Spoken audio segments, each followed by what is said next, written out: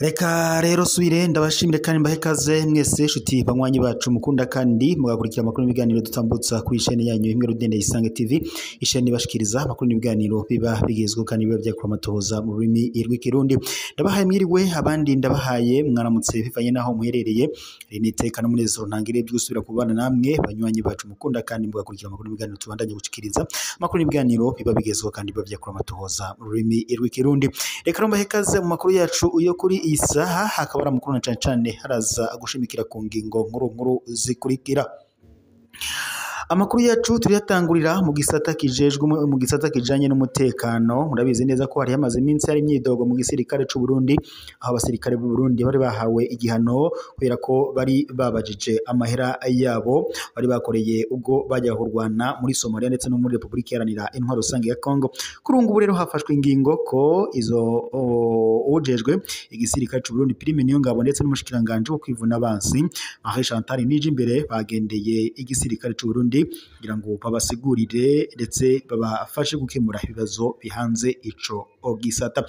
Mu mwanya turaza kugaruka kuri ayo makuru ku buryo bw'idonido. Turaza kunyarukira Burunga aho Burunga muri Matana, aho indongozi ngo nshasha zifise umwizero imatana. Mu kanya mu makuru yacu ku buryo bw'idonido. Kuriya bw'idonido reka rero duhere mu makuru yacu kuri ko biravugwa mu gisata c'umutekano, aho inyishu za General Prime Niyongabo ku bibazo abasirikare bamaze iminsi bacisha ku mbuga ngurukana bumenyi. Nkuko twabibabwiye mu nkuru yejo, Perezida Evariste Ndayishimiye yaratewe umutima uhagaze ibibazo abasirikare bamaze iminsi bacisha ku mbuga ngurukana bumenyi zitandukanye. Nayo mpamvu rero yategetse umushikiranganje wo kwivuna abansi Marie Chantal Nijimbere ndetse n'umukuru w'igisoda c'u Burundi General Prime Niyongabo kugendera abasirikare mu gihugu cose ngo bakishura ku myidogo y'abasoda. Hirya yejo igenekerezo rya 30 Gitugutu y'umwaka bari mu kambi ku Muzinda, General Prime Niyongabo yatanguye abasaba abasirikare kudasubira ko gukurikira ibica hirya nino ngo bafise intumbero yo gusambura igisoda. Ariko kandi ibibazo byose ngo babishize ahabona, yarabyishuye ko bimwe aranagerageza kubitorera umuti, ibindi aba nk'uwikurayo biratangaje ngo ko umuntu abanza gutuka aho ubutumwa bwaciye, ariko arerekana ko ibyavuzwe harimo ibifise inshingiro. Abatwara Burundi uno munsi niko babaye, tubafate uko bari. Igihambaye nuko bishika umunyagihugu akaronka inyesho. Ngibi ibibazo bikuru abasoda batumye General Prime Niyongabo yishuye ko mu nama yo kuri Kampo Umuzinda ikibazo c'imfungurwa z'abasirikare zibwa. Abasoda baravuga ko gushira baragaragaza bashize habona ko ngo hari amafaranga yongerejwe yo kubafungurira neza, ariko kandi bakavuga ko ayo mafaranga aherera mu mifuko y'abatwara amakambi. Abasoda bagasanga nta na cahindutse mu kugene bafungura. General Prime Niyongabo aravuga kandi ko buno butumwa ngo yabubonye mbere aca ava ngaho atanze itegeko ko ku bakuru b'amakambi. Yagize ati: Le commandant de bataille ndabategetse gukurikirana hasiyo y'abasoda ko ibashikira. Shiraho komite y'abantu batanu bavuye mu makategori yose bajejwe kwakira no gushira ibije no gusinyira ibije muri registre, hanyuma ngo bagire inspection. Bategerezwa kubanza kuraba ngo registre ukungene hasiyo yagiye iraza, hama ngo baje no mu bubiko barabe ibyashizweyo n'ukungene bihabwa abasoda. Iyi ni intambwe ikomeye kuko abasirikare barimwo aba ofisiye, ba sous ofisiye ndetse n'abasoda batoya bazoba basangiye komite icunga mwikambi ko ibigenewe abasoda byose bibashikira. Ikibazo c'amafaranga ya Somalia, abasirikare bavuga ko haciye igihe kinini bavuye muri Somalia ariko kandi amafaranga bakoreye akaba ataraboneka. Hari kandi na n'amabata yashika 10 yakoreye Somalia yemeza ko atarotse udufaranga twabo. Abo muri 16e batayo Tafoko bo bemeza ko hamaze imyaka 2 bavuye Somalia ariko ngo amafaranga yabo akaba ataraboneka. Bamwe mu basoda bavuga kandi ko bananubajije muri ATMIS babwira ko atadeni babafitiye ko amafaranga yarishwe. Kuri ico kibazo kandi General Prime Niyongabo yararahiye ararengwa ko ayo mafaranga atarigera aza. Yabwiye abasoda ko amafaranga yabo ya Somalia aca muri Bakoboko na BRB idashobora kuyakora ko abasoda batoronse ayo ayabo. Yagize ati BRB yarigeze gukenera ayo madolari, nanje nari imakamba bandungikira indege kugira ngo nje gusinya ko abasoda baronka amafaranga yabo, maze BRB ica ibavunjira gutyo ngo ikabona kuronka ayo madolari. General Niyongabo yemereye abasoda ko amafaranga abonetse bazoca bayahabwa byihuse. Ikibazo gisa nikitishuwe nica amafaranga ava muri Kongo kuko naho nyene abasirikare baheraniwe imishahara y'amezi ashika 7 ni nkuko ngo kugeza ubu atanumwe azi amafaranga Perezida Antoine Felix Tshisekedi Tshilombo wa Kongo ariha umusoda w'umurundi ari kurwana muri Kongo.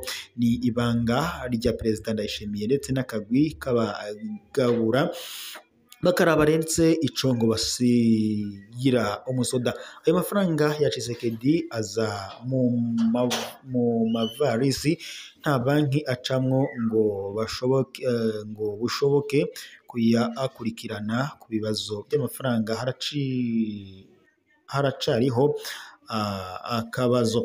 Ikibazo c'abasoda baherutse guhanishwa kugenda igihugu cose n'amaguru. Kuri icyo kibazo General Prime Niyongabo yabaye nk'uwikurayo ntiyasubiriye kwemera ako ari igihano. Yavuze ko ari manevre ngo isanzwe abasoda barungitswemwo ngo kugira ngo bamenyere kugenda ahantu harehare, ngo nanoneho kandi ngo nahasumba aho basanzwe bahagenda. Yorongeye kandi aravuguruza ngo harimwo n'intumbero yo kuziganya ibitoro. Iyi nyishu ya General Prime Niyongabo ntirashe abasirikare si abana ngo bayoberwe ikiri manevre nikitari manevre ni igihano ntibakiyoberwa. Noneho kandi iyo kaba ari akazi ngo gasanzwe ntihari kwaduka abanka kugenda kugeza naho bapfungwa. Ibyo bitoro byo nta shingiro bifise ngo kuko imodoka ijanye bimwe mu bikoresho by'abasoda yagenda ibaherekeje ku murundi wabo. Urugendo amadoka yari gukora ngo amasaha 3 yarukoze imisi hafi 4. None kuziganya ibitoro byabo bifatiye hehe? Ikiza kiri muri iyi nyishu nuko vyumvikana ko iby'igihano cyo kumaramaza abasoda byaciye bihagarara nkuko n'abasoda bari babitwiganiye kuko kuva tubisuye ahabona. Abatwara igisoda c'u Burundi basigaje imvugo mbararira amatwi yo kuraba ingene babishohokamwo ndetse nabo batararamye batamaramaye. Ariko kandi mu by'ukuri watanze kirya gihano wenyene yarakwiriye kubibazwa. Narire kandi ari uwahoze atwara abasoda bo muri Republika Iharanira Intwaro Rusange ya Kongo General Elidezigiye Batazira Muzinga, akaba ndetse yidogerwa ko makosa menshi yabakoreye. Ikibazo cyo kongerwa umushahara, abasirikare bari muri iyo nama ntaco bashimye kwishura canke ngo kubaza ku byari bihejeje kuvugwa. Ariko kandi hari umusoda yabajije ikibazo kitari mu byo tumaze gutumwa kuri runo rubuga. Uyu musoda wo mu rwego rw'igisongerezi yasabye ko abasoda bokongererwa umushahara kubera ko bakora amasaha 28 kuri 28, yerekeye ingene yerekanye ingene bigura igihugu. General Prime Niyongabo yamwishuye ko atokobahuka ushira ico kibazo umukuru w'igihugu kubera abasoda aribo baherutse kongerwa amafaranga mu gihe abandi bakozi ba leta batongerewe. Prime Niyongabo avuga kandi ko bitotahurika ko abasoda bongerwa kabiri abandi abakozi bataco barongerwa. Yagize ati ahubwo narinzi ko muza kuntuma ngo nje kumubwira ko mwashimye ko mwongerewe. Marcel Chatari nije imbere kuvyo General avuze ntaco mfise nongera ko bisanzwe uwagirisha iyo nama yari umushikiranganje ho kwivuna abansi. Marcel Chatari nije imbere General Prime Niyongabo we yavuze ko ivyo we yariko arashikiriza byari ikomatere bisanzwe, ariko kandi ko ijambo ryari iri umushikiranganje ko we ngo ashobora kuba abise ukwiwe abyishura. Niho Marcel Chatari nije imbere yafata ijambo, abasirikare baratangaye kuko ngo umushikiranganje nta kindi yakoze atari gusubiramwo amajambo ya Prime Niyongabo. Ico abasirikare batahuye nuko ubutegetsi bwose ku gisoda buri mu minwe ya Prime Niyongabo, umushikiranganje we asa n'imperekeza gusa, ariko kandi si bishasha kuva General Pensier gaciye ubwenge avuyeho abashikiranganje bose bakurikiye Emmanuel Ntahomvukiye ndetse na Alain Trébert Mutabazi bagumye bahabwa amategeko na Prime Niyongabo. Hari kandi ijambo General Prime Niyongabo yavuze ritangaje ngo yiteze ko ata musirikare yanditse burya butumwa bwaciye kuri runo rubuga, ariko kandi ubutumwa bwose bwishura ko nk'ikibazo c'abasirikare. None ibi ivyo vyavuye mu nama yibaza ko dupfumura tukaca tubimenya. Nimba kandi adakeneye ko abasoda bayacisha ibibazo vyabo ku mbuga ngurukanabumenyi kubonye nahagarike kubarya umutima bisanzure, hanyuma nabo bamubwize ukuri. Aha rero bakaba bamusaba ko yohagarika kubarya umutima hanyuma bakisanzura, hanyuma nyine bakamubwiza ukuri ku mutima. Ahandi ho azoguma akora inama atanumwe aza abaza ikibazo nyame yibaza ngo amutahuye, kumbe ahave asanga batakimwumva. Uru rubuga be na Fokode byo ntibizohagarika kuba ijwi ry'abanyagihugu bose harimwo n'ingabo z'u Burundi. Naho tunyarukiye imatana kubiriko birahavugwa cyangwa se matana ho hari amakuru ariko arahavugwa, ariko ayo makuru akaba turaza kuyagaruka ko ku buryo bw'idonido. Matana muri Burungaho indongozi nshasha ngo umwizero imatana kuwa 31 gitugu cy'umwaka Mutanteri mushasha wa komine Matana y'intara ya Burunga Mupfasoni Niyubahwe Gloriose yarashikirijwe abene gihugu ku mugaragaro n'umukuru w'igihugu cy'u Burundi Evariste Ndayishimiye.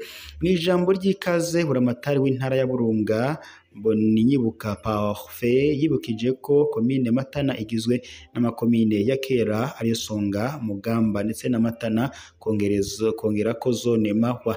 Aho kandi rero yemeza ko bamaze kuja hamwe ngo n'imvukira za komine Matana baja barashinze ishure rya kaminuza, rikaba kandi rimaze umwaka rikora ngo biboneka ko hariho bariko baraja mu mbona kazoza igihugu. Umukuru w'igihugu cy'u Burundi Evariste Ndayishimiye mu ijambo yashikirije yarashimye ko iyo komine ifise ubutunzi kandi ko abene igihugu baho ngo bayagayaga. Aho kandi rero akavuga ko yajanywe no kubashikiriza ikomine n'indongozi inshasha muri wo rwa rugendo rugana imbona kazoza igihugu cifasha 2040 gitembere 2060. Evariste Ndayishimiye umukuru w'igihugu cy'u Burundi yagize ati nta murundi numwe adafise umutahe, rero ntawo kwidodomba ahubwo umuntu wese akwiye guhaguruka agakora. ngiki icerekana ko Uburundi butunze. Umukuru w'igihugu cy'u Burundi Evariste Ndayishimiye yemeza ko Uburundi bushobora gutunga gusumba ibindi bihugu kuko imisozi yose y'u Burundi ishobora kurimwa, agatanga akarorero k'igihugu c'Ubusuwisi ngo ntivyumvikana igituma Uburundi bwokena bukaguma inyuma y'ubutunzi kandi Uburundi bufise isi ndimwa. Akandi karorero yashimikiye ko ni ak'igihugu c'Ubudagi, aho Ubudagi yagendeye Uburundi yagiye yemeza ko Burundi ari igihugu gitunze ngo kuko aho umukuru w'igihugu yamutembereje hose yahasanze ibitoke, ngo yasanze kandi umurundi wese yoba afise n'imiburiburi ingundu 10 z'ibitoke. Kugira ngo kandi ngo bikunde igihugu gitera imbere, umukuru w'igihugu cy'u Burundi yamenyesheje ko bihategekerezwa kujaho uburongozi bwiza kuko ngo dufise indongozi zititaho abanyagihugu, igihugu ntigishobora gutera imbere. Yavuze kandi ariko ko ari yibutsa Musanteri mushasha ibyo ategerezwa gukora, yibukije kandi ko udakoze ibigwiza umwimbu udashobora gutera imbere. Umwizero ku basangwa butaka b'imatana. Sebarundi yaremeye abasangwa butaka b'imatana ko bagiye guhabwa amatongo, akaba kandi yamenyesheje ko indongozi n'abajejwe amatongo bariko barabitunganya na kare ngo biranditswe mw'ibwirizwa shingiro ko umurundi wese ategerezwa kuronka aho aba kandi akamuramira. Rero ngo mu makomine yose bategerezwa kuraba amatongo ya leta bagaha abatwa aho babaho naho bakorera. Yanashimye ko ngo bariko baratera imbere haba mu myambaro canke mu kubaho kwabo, ivyo navyo akaba ari byo yashikirije. Reka roshimire mwese muri kumwe natwe makuru imiganiro twari ko turashikiriza ku isaha dusuzera ingato azi gusubira mukuru raza kuba ageze uko gusaba ibigwe gutyo ndaswivure partage ndetse na sabone kugira ngo tujye tubandanye kubana makuru imiganiro by'imisi yose turashikiriza, ndetse mujye mubona notification zijanye n'amakuru mashasha tuba turi ko turashikiriza. Reka dutere yambu abari kwa dukurikira abari mu ncungaro itandukanye igize igihugu cyacu Burundi, abari mu bihugu bibanyi ndetse mu makungu yakuri mwese ndabashimiye kuba mwari kumwe natwe muri ko gutyo ndaswivure partage ndetse na sabone kugira ngo muze murabona notification zijanye n'amakuru mashasha tuba tumaze gushirako.